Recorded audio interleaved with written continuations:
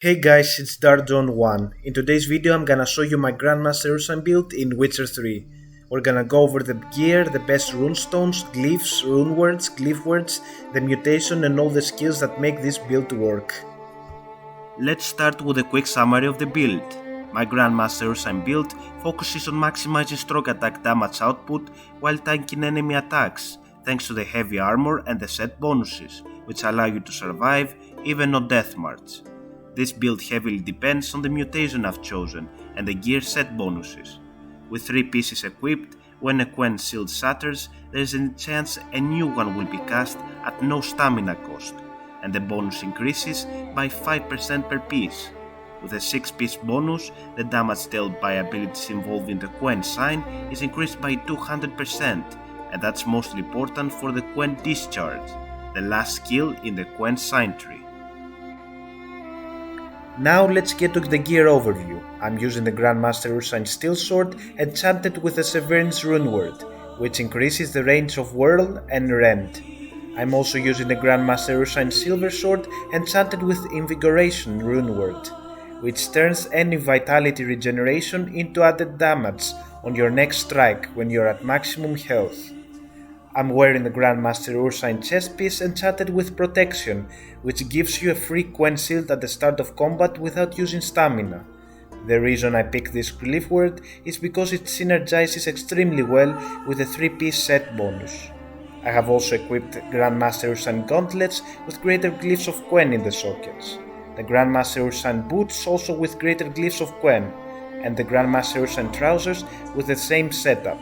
And finally, I'm using the Ursine crossbow to complete the set. Now let's move on to the most important part of the build, the skills. From the combat skill tree I'm using strength training, which increases strong attack damage by 30%. I also have crushing blows, which increases strong attack critical hit chance by 12% and critical hit damage by 75%. Next is Rend, a strong attack that ignores enemy defense and increases your critical hit chance by 60%. Its damage scale with the stamina you consume, so holding down the strong attack button longer produces a more powerful strike. Adrenaline points then increase that damage by an additional 33%. Next is Under Armor, which reduces enemy damage resistance by 30%. The only fast attack skills we're using are Whirl and Precise Blows. They're here only for crowd control, since this build focuses entirely on strong attacks. Whirl allows Geralt to perform a spinning attack that strikes all enemies around him by holding down the fast attack button, making it perfect against large groups, especially with Severine's increasing its range. Maintaining this attack consumes stamina and adrenaline points. Precise Blows is used only to boost Whirl's critical hit chance and critical hit damage, making it more reliable in combat.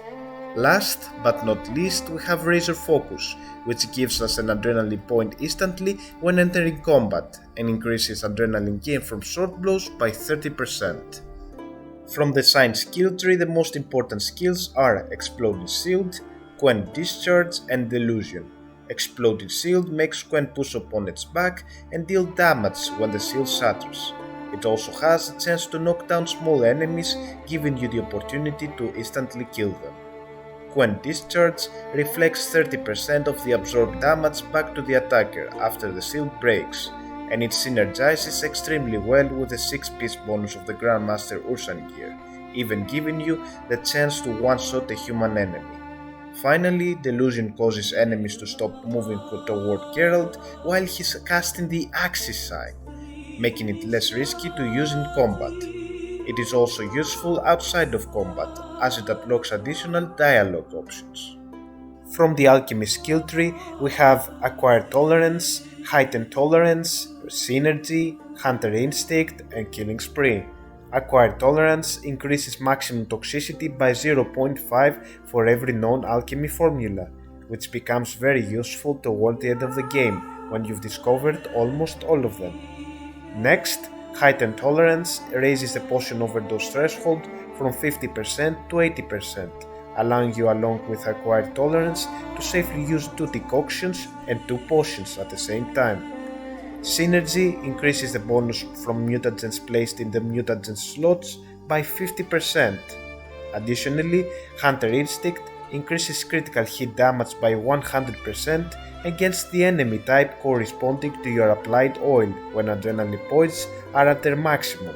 So for this skill to work, you need to have the correct oil applied.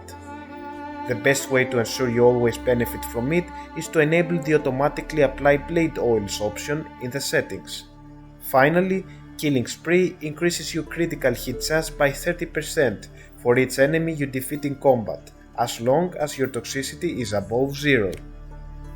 At last, from the general skill tree, we have Bear's Cool Techniques, which increases strong attack damage and maximum vitality by 5% for each piece of heavy armor Geralt is wearing. So with 4 pieces of heavy armor, you get a 20% increase to both strong attack damage and maximum vitality. To round this off, I'm using 3 greater red mutagens to boost my attack power and therefore my DPS, damage per second, and 1 greater blue mutagen to increase my sun intensity, mainly for Quen. Now let's talk about the mutation I'm using for this build, and it's none other than Metamorphosis. This mutation activates a random decoction each time you apply critical effect on the enemy. Each activated decoction lasts for 2 minutes, with no toxicity cost, and the number of decoctions that can be active simultaneously is 5. The critical effects that trigger this mutation are Burn, Freeze, Bleed, Slowdown from casting Irden, Mind effect from Axii, the knockback effect from Ard, and even pairing human enemies works as well. This mutation might seem like not the best choice at first, since most decoctions are useless and the selection is random. However, Metamorphosis activates only the decoctions that are in your inventory, which means you can manipulate it into activating the 5 decoctions you want and simply discard the rest. My favorite decoctions to use for this mutation are Waterhag, Doppler, Chort, Katakan, and Ekimara. Waterhag increases damage by 50% when vitality is at its maximum. Doppler increases critical hit damage by 50% when attacking an enemy from behind. Chort decoction, often underrated, grants Geralt immunity to the stagger effect and reduces the knockdown effect into stagger. Many players mistakenly believe it prevents attack interruptions, but that's wrong. Stagger means Geralt is stunned for a brief time and cannot execute any action. This decoction also gives Geralt a chance to block most monster attacks that would normally stagger him. Katakan decoction increases critical hit chance by 10%. You might ask, why should we use it, since we have Killing Spree? The answer is that Killing Spree works only when you are fighting a crowd of enemies. Against a single target it is useless, and since Ursine swords have low critical hit chance, even with crushing blows, Katakan solves that problem. Finally, a Chimera turns damage dealt to enemies into 10% vitality regeneration, giving you a steady source of healing throughout the fight. Aside from the 5 decoctions I use with Metamorphosis, I also run 2 additional decoctions with toxicity cost: Ancient Lesson and Troll. Ancient Lesson increases stamina regeneration by 2 for each sign cast, which is crucial because heavy armor reduces stamina regeneration, and having enough stamina is necessary for both signs and rend. The Troll decoction provides 100 vitality regeneration outside combat, and during combat it increases vitality regeneration by 20 for each enemy you kill. Decoctions last much longer than potions, keeping Killing Spree reliably active. Troll together with a Chimera provides excellent sustain while also enhancing the damage output of the Invigoration runeword. Now let's talk about combat tips for this build. Tip number 1. Play around your set bonuses. Cast Quen frequently to benefit from the 3-piece and 6-piece bonuses into combat. Tip number 2. Best ways to trigger Metamorphosis. There are 3 fast ways to trigger the mutation and activate all 5 decoctions. First way is by casting Action Roads before entering combat to instantly trigger all Metamorphosis decoctions at once, which is the fastest method.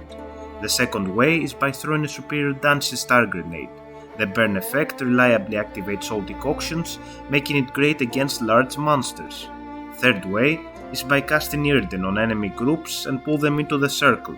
Each enemy affected by the slowdown effect triggers a decoction, letting you trigger multiple procs very quickly. Tip number 3. Use the correct oil. Applying the correct oil in combination with maximum adrenaline points allows you to benefit from Hunter Instinct, while also gaining additional attack power from the oil itself, depending on its level. Tip number 4. Use Whirl only for crowd control. When facing multiple enemies, lure them into enclosed spaces, cast Quench Sign, and then activate Whirl to regain control of the fight and build adrenaline points much faster. Tip number 5. Use Tawny Owl and Maribor Forest potions. Tawny Owl boosts your stamina regeneration at the start of combat, helping you build Ursine lessened stamina regen stacks early for when the potion effect runs off. Maribor Forest increases adrenaline gain and synergizes extremely well with the adrenaline gain stats from Grandmaster Ursine gear and the Razor Focus skill. This combination allows you to benefit from Hunter Instinct more often and helps you strengthen Rend by maintaining high adrenaline points. Tip number 6. Manage stamina efficiently. If you are up against flying enemies, use your crossbow to shoot them down instead of casting a sign. This approach ensures you always have stamina available for signs and Rend. Tip number 7. Stay at maximum vitality. To benefit from Invigoration, stay at maximum vitality during combat. Cast Quen frequently so every point of vitality regeneration from a Chimera and Troll is converted into bonus sword damage on your next strike. Even if you take a hit, both decoctions quickly restore you back to full health, allowing you to benefit from Invigoration again immediately. Tip number 8. Maximize Rend damage. Human enemies and small monsters are easy to one-shot with Rend, even without adrenaline points. However, to one-shot larger enemies you must have Water Hag and Doppler decoction triggered through Metamorphosis, and reach maximum adrenaline points to benefit from Hunter Instinct as well. Stun your enemy using a superior Dancing Star grenade or a superior Northern Wind grenade.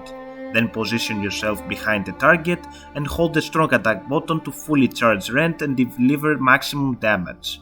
With Invigoration active through a Chimera and Troll decoction, Rend deals additional bonus damage on top of that. So that's all for today. I'd love to hear your thoughts on the build, so let me know in the comments. My next video will cover the Grandmaster Wolven build. In the meantime, you can also check my Grandmaster Feline build that I have already posted on my channel. Thank you for sticking around until the end, and if you enjoyed this video, don't forget to like and subscribe for more. I wish you an amazing day.